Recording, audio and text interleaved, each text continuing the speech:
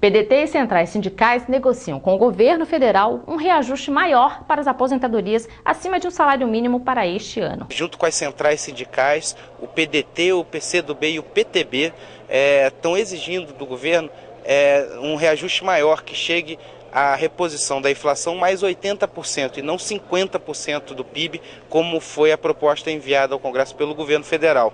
A negociação está caminhando, o governo já aceitou aumentar de 50% para 70%, mas tanto o PDT quanto o PTB e o PCdoB insistem no reajuste de 80% do PIB mais a inflação para os aposentados que ganham mais do salário mínimo. A negociação está avançando, eu acredito que na próxima terça-feira, na reunião da base do governo, a gente vai conseguir chegar a um consenso e aí toda a base do governo deve votar a proposta, uma emenda ao projeto que foi feita pelo PDT, proposta a emenda do deputado Paulinho, que garante um aumento real para os aposentados que ganham mais salário mínimo, ainda maior do que o aumento que foi dado pelo governo na medida provisória.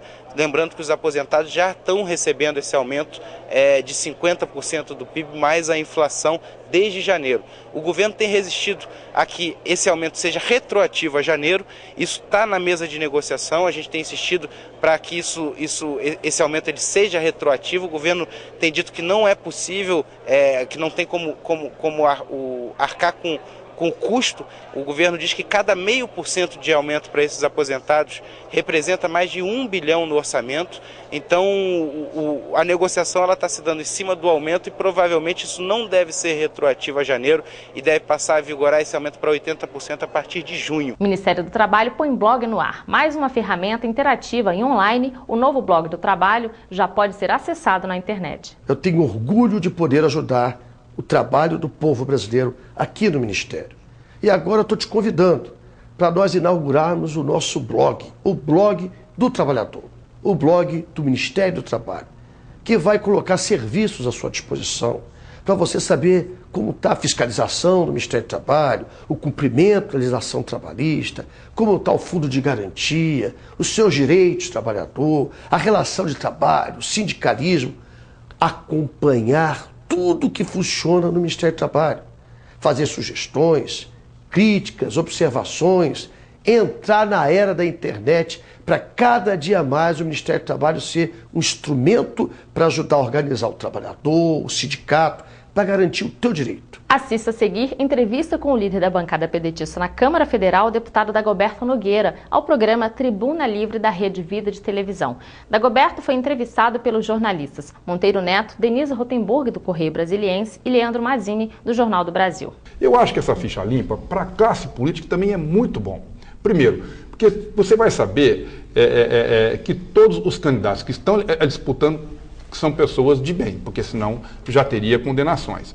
E a outra coisa importante, que eu vejo muito isso, é o fato de alguns deputados se elegerem para se esconder atrás do mandato. Para mim isso é uma coisa muito triste ainda para o parlamento. Nós tentamos derrubar isso, eu presidi a comissão que discutiu essa emenda, mas infelizmente a Câmara não aceitou. Eu já ouvi vários deputados comentando no Congresso que esse projeto, se for aprovado, cai no Supremo. Aprovado, não, porque no Supremo, nenhuma Constituição, a nossa não trata disso para você ser candidato.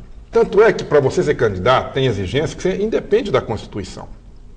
Então isso é legislação, ela vai entrar como se fosse no Código Eleitoral. Então ela não tem... Agora o senhor está falando como advogado ou como deputado? Como advogado e como deputado. Como é que a bancada do PDT, que o senhor lidera, vai se posicionar? Nós somos totalmente favoráveis. Nós defendemos o fim do foro privilegiado, que não tem cabimento mesmo, né, ele justificava na época da ditadura.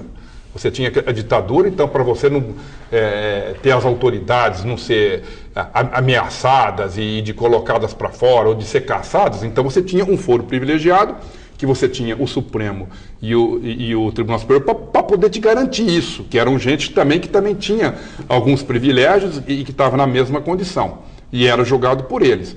Mas hoje nós estamos num regime democrático. Deputado. Então eu acho que essa questão da ficha limpa, o PDT inteirinho vai votar a favor. Quantos deputados tem a bancada que o senhor comanda? 25. Algum deles tem processo?